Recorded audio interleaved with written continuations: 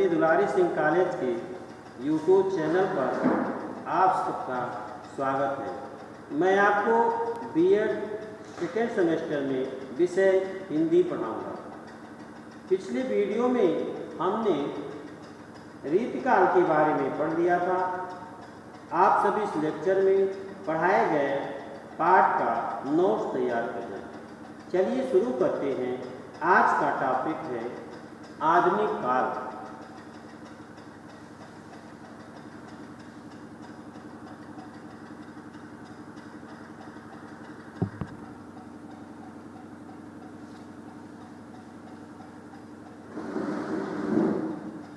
आधुनिक काल।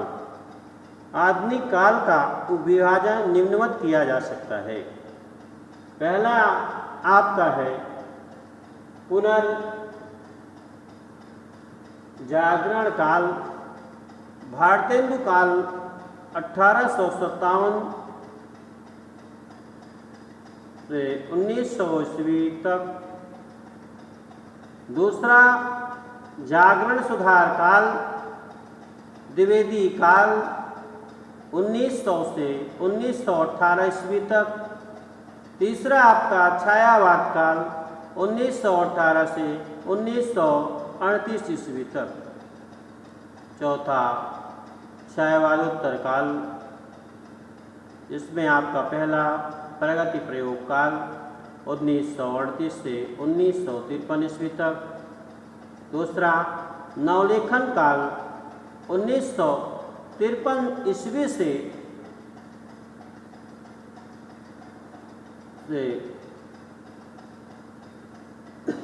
निरंतर अब तक।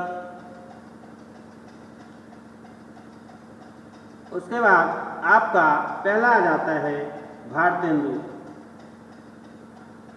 काल। हिंदी गद्य साहित्य की विकास के क्रम भारतेंदु काल का महत्वपूर्ण योगदान है। हिंदी गद्य साहित्य के विकास के क्रम में भारतेंदु युग का जो है वह महत्वपूर्ण योगदान माना जाता है। इस काल में आधुनिक जीवन चेतना का उन्मेष हुआ। साहित्य रचना में मध्यम वर्गीय सामाजिक परिवेश उभरा। ब्रिटिश शासन की कठोरता के बावजूद उसके प्रति विरोध,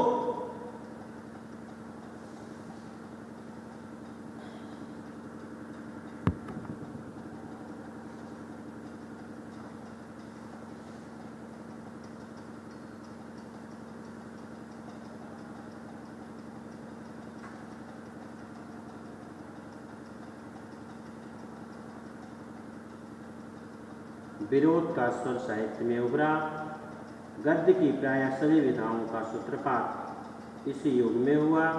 निबंध, नाटक, उपन्यास, कहानी, आलोचना, जीवन साहित्य, ज्ञान का साहित्य, भाषा और साहित्य दोनों जीवन की गति के साथ जुड़ गए।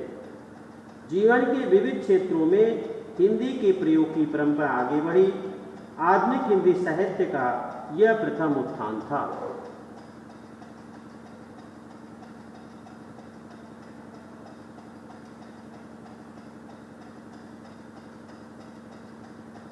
उसके बाद आपका द्विवेदी युग आता है। इस युग में साहित्य सृजन का प्रेरक तत्व राष्ट्रीय सांस्कृतिक जागरण ही था। साहित्य के मूल्यों में परिवर्तन हुआ। शास्त्रीय रूढ़ियाँ टूटी। साहित्य का उद्देश्य व्यापक जन समुदाय को प्रभावित करना और उसे आदर्श जीवन की ओर मोड़ना माना गया है। महावीर प्रसाद द्विवेदी, श्याम सुंदर दास, गुलाब राय, जयशंकर प्रसाद, सरदार पूर्ण सिंह, चंद्र शर्मा गुलेरी, मिश्र बंधु, बाल मुकुंद गुप्त आदि प्रमुख लेखक हुए। इस युग की गद्य साहित्य की प्रमुख विधाएं हैं नाटक, उपन्यास, कहानी, निबंध और आलोचना। परिमार्जित और परिष्कृत खड़ी बोली का प्रयोग किया गया। अनेक पत्रिकाओं का प्रकाशन, भाषा परिष्कार का महत्वपूर्ण कार्य, सरस्वती, इंदु मर्यादा, समालोचक, सुदर्शन, प्रभा, माधुरी आदि पत्रिकाओं का प्रकाशन हुआ। आचार्य महावीर प्रसाद द्विवेदी, अयोध्या सिंह उपाध्याय, हरिओम, मैथिली शरणगुप्त, राम नरेश त्रिपाठी, जगन्नाथ दास रत्नाकर द्विवेदी युग के प्रसिद्ध कवि थे।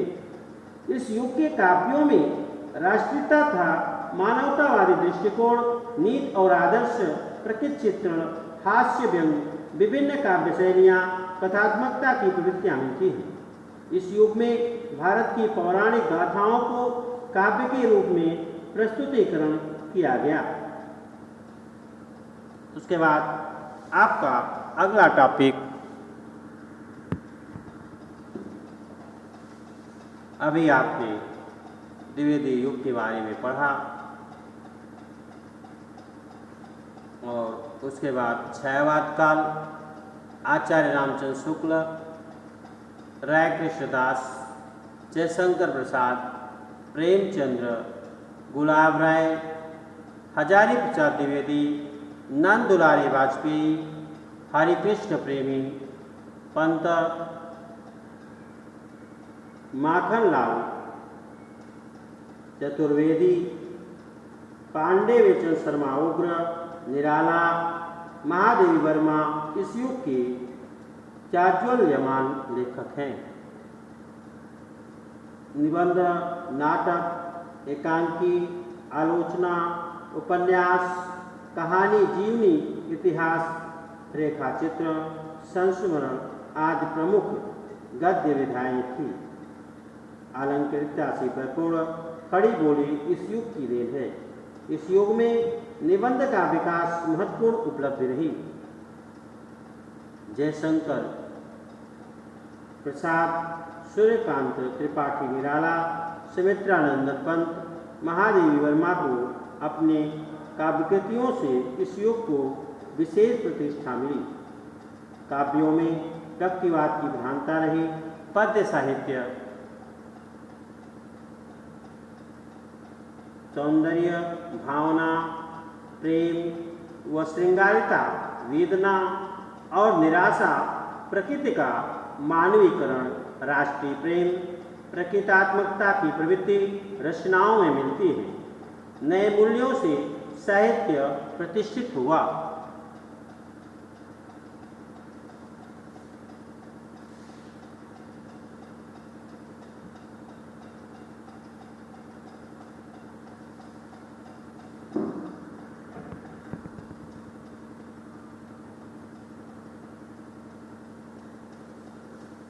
छायावादोत्तर युग, प्रगति प्रयोग काल, आचार्य महावीर प्रसाद द्विवेदी, महादेवी वर्मा, अमृतलाल नागर, वृंदावन लाल वर्मा, सेठ गोविंदास, अज्ञेय, इलाचंद्र जोशी, जैनेन्द्र कुमार, रांगी राघव, यशपाल, परेश्वर नाथ रेणु, लक्ष्मी नारायण मिश्र और राम वृक्ष बेनीपुरी के गद्य लेखन ने इस युग को प्रतिष्ठित किया। निबंध, नाटक, एकांकी, कहानी, उपन्यास, आलोचना, रेखाचित्र, संस्मरण, रिपोर्टाज, ललित निबंध, इतिहास, रेडियो रूपक गद्य गीत आदि इस युग की प्रमुख विधाएँ हैं। शुद्ध साहित्यिक खड़ी बोली इस युग की कृतियों में उन्नत हुई। चिंतन की प्रधानता की प्रवृत्ति है। पंत, निराला, नवीन, मुक्तिबोध, दिनकर, रामेश्वर शुक्ल, अंचल, शिवमंगल सिंह, सुमन की काव्य रचनाओं में परंपरा का विरोध, शिवमंगल सुमन की काव्य रचनाओं में परंपरा का विरोध किया गया। शोषकों के प्रति घृणा, क्रांति की भावना और मानवतावाद झलकती है। समाज के शोषित वर्ग का चित्रण करना प्रमुख विषय था। ये रचनाओं पर मार्क्स के भौतिकवाद का प्रभाव झलकता है।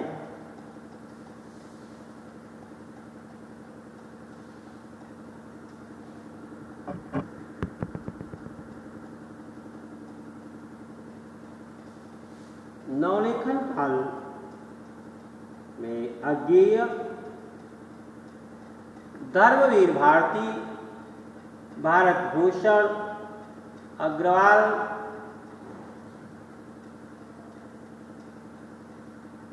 गिरिराज कुमार माथुर, भवानी प्रसाद मिश्र आदि नवलेखन काल के प्रमुख कवि हैं। इस काल के प्रमुख गद्य लेखकों में रामधारी सिंह, दिनकर, उपेंद्रनाथ अस्त, डॉक्टर नगेंद्र, विद्यानिवास मिश्र, भगवती चरण वर्मा, धर्मवीर भारती, विष्णु प्रभाकर, कमलेश्वर राजेंद्र यादव, शिवानी, उषा देवी मित्रा का नाम विशेष उल्लेखनीय है। इस काल के लेखकों ने निबंध, नाटक, उपन्यास, कहानी, आलोचना, रेखाचित्र, संस्मरण, ललित निबंध, रेडियो रूपक, रिपोर्टाज, आत्मकथा, डायरी, भेंटवार्ता, जीवनी आदि से हिंदी गद्य साहित्य को अमूल्य उपहार दिया। गद्य लेखन विश्लेषण, प्रधान प्रांजल और साहित्यिक खड़ी बोली को भाषा से संपृक्त है। इस काल में विभिन्न साहित्यिक पत्र पत्रिकाओं का प्रकाशन निरंतर हो रहा है, जैसे धर्मयुग, कादम्बनी, हंस आदि। इस काल की काव्य रचनाएं व्यक्तिवाद, अतिबौद्धिकता, उपमानों और प्रतीकों की नवीनता से भरपूर है। श्रृंगार और विभत्स रस की प्रचुरता है। दमित वासनाओं की अभिव्यक्ति बड़ी सफलता से की गई है। आधुनिक युग की काव्य रचनाओं पर पाश्चात्य जीवन दर्शन का स्पष्ट प्रभाव दिखाई देता है।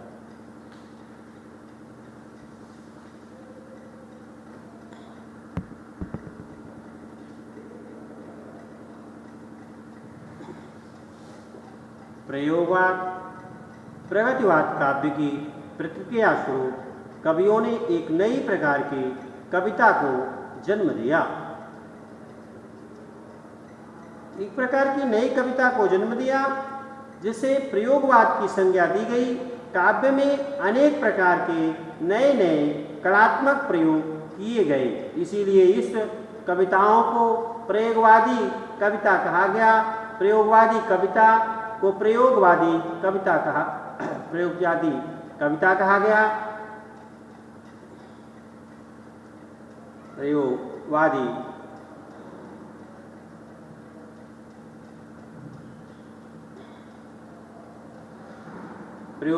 काव्य में शैलीगत तथा व्यंजनागत नवीन प्रयोगों की प्रधानता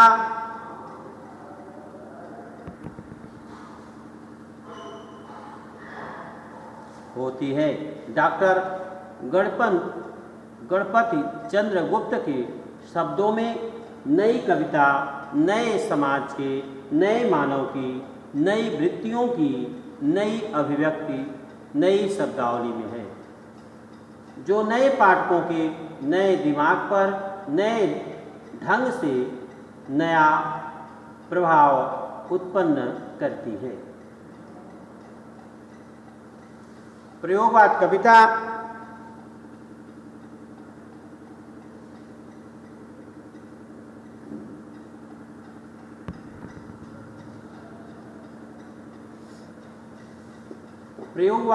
के बारे में आपने पढ़ा कि प्रगतिवाद काव्य की प्रतिक्रिया स्वरूप कवियों ने एक नई प्रकार की कविता को जन्म दिया, जिसे प्रयोगवाद की संज्ञा दी गई। काव्य में अनेक प्रकार के नए नए कलात्मक प्रयोग किए गए। उसके बाद नई कविता, आधुनिक हिंदी कविता प्रयोगशीलता की प्रवृत्ति से आगे बढ़ गई है और अब वह पहले से अपनी पूर्ण पृथकता घोषित करने के लिए प्रयत्नशील है। आधुनिक काल की इस नवीन काव्यधारा को अभी तक कोई नया नाम नहीं दिया गया, केवल नई कविता नाम से ही अभी इसका बोध कराया जाता है। सन 1954 ईस्वी में डॉक्टर जगदीश गुप्त और डॉक्टर रामस्वरूप चतुर्वेदी के संपादन में नए कविता काव्य संकलन का प्रकाशन हुआ। इसी को आधुनिक काल के इस नए रूप का आरंभ माना जाता है। अभी आपने पढ़ा आधुनिक काल, और आधुनिक काल में आपने भारतेंदु काल को पढ़ा। भारतेंदु काल में कि इस गद्य साहित्य के विकास के क्रम में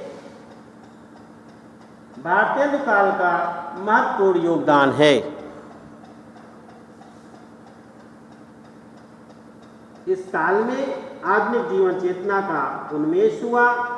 साहित्य रचना में मध्यम वर्गीय सामाजिक परिवेश उभरा और गद्य की प्राय सभी विधाओं का सूत्रपात इसी युग में हुआ। निबंध, नाटक, उपन्यास, कहानी, आलोचना, जीवन साहित्य, ज्ञान का साहित्य। उसके बाद आपने पढ़ा द्विवेदी युग। इस युग में साहित्य सृजन का प्रेरक तत्व राष्ट्रीय सांस्कृतिक जागरण भी था। साहित्य के मूल्यों में परिवर्तन हुआ, साथ ही रूढ़ियाँ टूटी। साहित्य का उद्देश्य व्यापक जन समुदाय को प्रभावित करना और उसे आदर्श जीवन की ओर मोड़ना माना गया। उसके बाद आपने पढ़ा छायावाद काल। आचार्य रामचंद्र शुक्ल, राय कृष्णदास, जयशंकर प्रसाद, प्रेमचंद्र, गुलाब राय, हजारी प्रसाद द्विवेदी, नंद दुलारी वाजपेयी, हरिकृष्ण प्रेमी, पंत, माखनलाल चतुर्वेदी, पांडे वेचन शर्मा, उग्र निराला, महादेवी इस युग के जाजमान लेखक हैं। उसके बाद आपने पढ़ा छायावादोत्तर युग, और छायावादोत्तर युग के बाद प्रगति प्रयोग काल। आचार्य हजारी प्रसाद द्विवेदी, महादेवी वर्मा, अमृतलाल नागर, वृंदालाल वर्मा, सेठ गोविंद दास, अज्ञेय, इलाचंद्र जोशी, जैनेन्द्र कुमार, रांगे राघव, यशपाल, परेश्वरनाथ रेणु, लक्ष्मीनारायण मिश्र और रामवृक्ष बेनीपुरी के गद्य लेखन ने इस युग को प्रतिष्ठित किया। नवलेखन काल में आपने अज्ञेय धर्मवीर भारती, भारत भूषण अग्रवाल, गिरजा कुमार माथुर, भवानी प्रसाद मिश्र आदि नवलेखन काल के प्रमुख कवि हैं।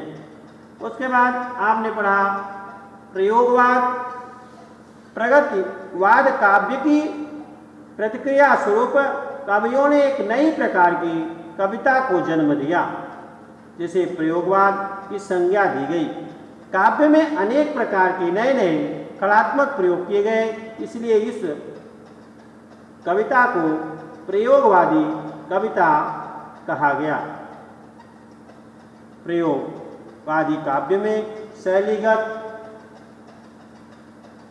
तथा व्यंजनागत नवीन प्रयोगों की प्रधानता होती है, और डॉक्टर गणपत चंद्र गुप्त के शब्दों में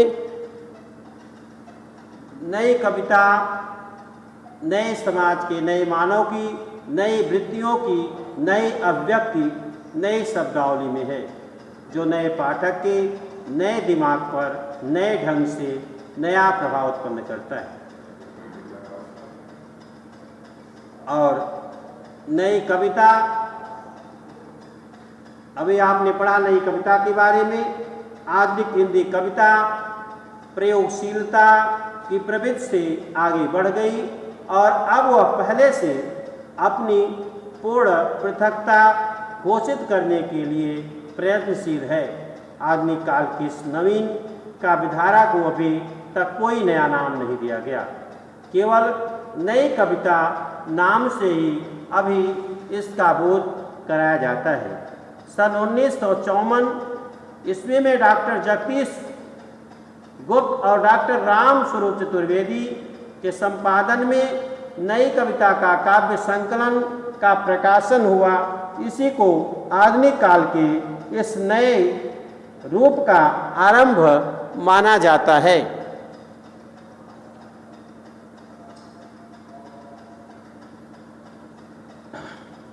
और इसके बाद